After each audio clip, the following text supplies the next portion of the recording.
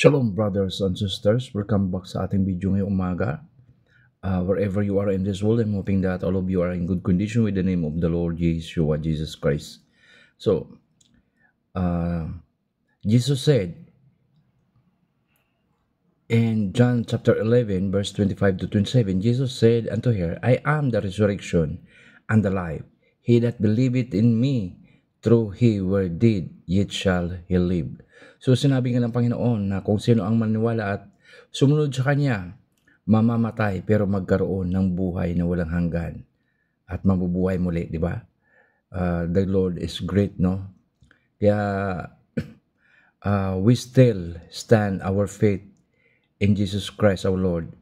In verse 26, and whosoever liveth and believe in me shall never die. Believe thou this? At sinabi ng Panginoon, kung sino ang may tiwala sa akin ay hindi mamamatay at magkaroon ng buhay na walang hanggan.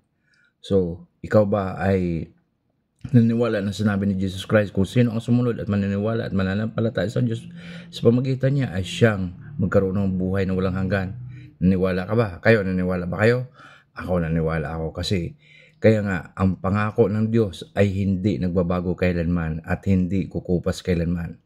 Kaya tandaan natin lagi na kapag kay Kristo tayo, mamatay tayo dito sa salibutan o patayin tayo ng ating mga kalaban, ang mga alagad ni Satanas, tayo ay hindi mangangamba kasi magkaroon tayo ng buhay ng walang hanggan sa kaharian ng ating Panginoong Hesukristo or Yeshua HaMashiach.